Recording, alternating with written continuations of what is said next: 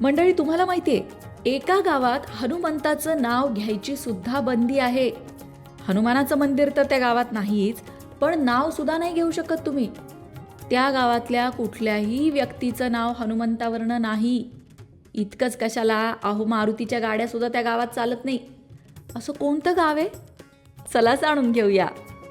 एक गोष्ट सगळ्यांनाच माहिती आहे की प्रत्येक गावात हनुमानाचं एकतरी मंदिर असतंच असतं. अहो, हनुमानाला तसं वरदानच आहे की प्रत्येक गावाच्या वेशीवर हनुमंत असणार म्हणजे असणार.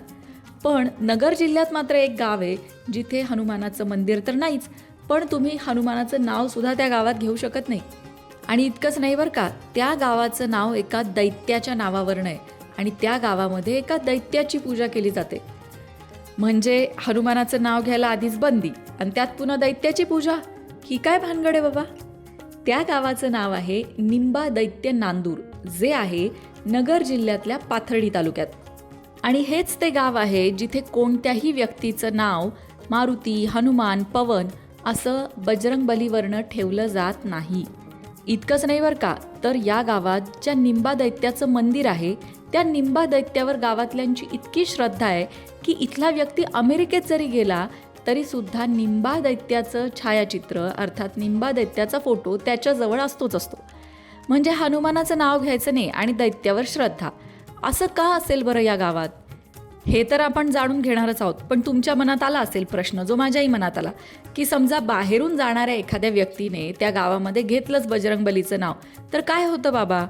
तर त्या संदर्भात जी माहिती मिळाली ती अशी की त्या गावात एकदा एक डोंबारी गेला होता. डोंबारी लोक कसरतीचे खेळ करण्यात पटाईत असतात. तर तो डोंबारी प्रत्येक वेळी कसरत करताना किंवा करून दाखवताना जय बजरंगबली, जय बजरंगबली असा जयघोष करायचा. लोकांनी त्याला या गावची परंपरा सांगितली की बाबा इथं हनुमानाचं नाव घेत नाही, पण तो सवयीप्रमाणे प्रत्येक वेळी त्याची करामत दाखवताना जय बजरंगबली म्हणायचा. आणि झालं ना, दोरीवरनं पडून बेशुद्ध झाला तो. मग त्याला गावातल्या लोकांनी उचलून निंबा दैत्याच्या मंदिरात नेलं आणि तिथे तो शुद्धीवर आला. आता हा किस्सा ऐकून तुम्हालाही आश्चर्य वाटलं ना? मलाही वाटलं. आणि आणखीन एक कमाल गोष्ट माहिती आहे, अहो या गावात येणारे नवरदेवही हनुमान, मारुती, पवन नावाचे नसतात. असला तर त्याचं नाव बदललं जातं. एक बाळ सारखं रडायचं, दवाखाने करून झाले तरी उपयोग नव्हता. मग शोध घेतल्यावर लक्षात आलं की त्याच्या खाली जे अंथरूण आहे त्यावर मारुतीचं चित्र होतं. एकदा बाहेर गावचे लोक त्या गावात गेले तर त्यांच्या गाडीवरती हनुमानाचा फोटो होता. गाडी गावात शिरल्या बंदच पडली. ती काही गेल्या चालू होईना. शेवटी गाडी ढकलत गावाबाहेर आणावी लागली, तेव्हा ती चालू झाली. असे असंख्य किस्से या गावातले लोक सांगतात.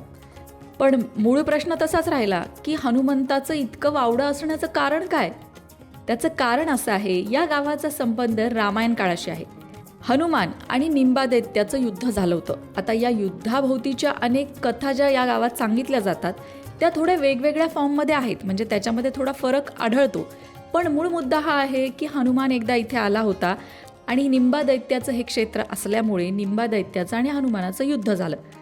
युद्ध मोठं भयानक होतं, पण ते युद्ध चालू असताना निंबा दैत्याच्या तोंडून हनुमंताला हे राम ऐकू आलं आणि आश्चर्य वाटलं की दैत्याच्या तोंडी रामाचं नाव कसं?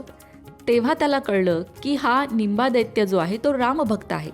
प्रभू श्रीराम जेव्हा वनवासात होते आणि सीतामातेचं हरण झालं होतं, तेव्हा सीतामातेला शोधताना जेव्हा प्रभू श्रीराम या भागातून गेले तेव्हा या निंबा दैत्याने प्रभू श्रीरामांची मनोभावे सेवा केली होती.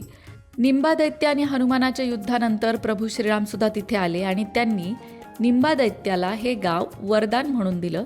या गावात नेहमी तुझी पूजा होत राहील असं वरदान दिलं.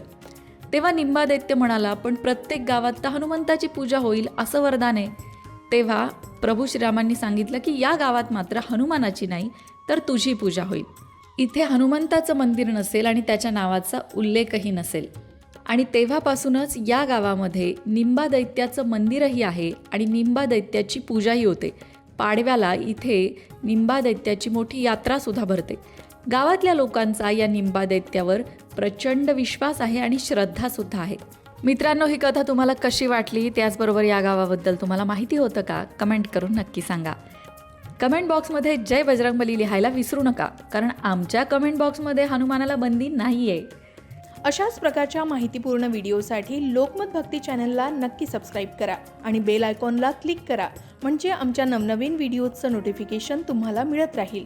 तसेच योग्य आध्यात्मिक मार्गदर्शनासाठी लोकमत भक्तीच्या फेसबुक पेज आणि इन्स्टा पेजला लाईक आणि फॉलो करायला विसरू नका।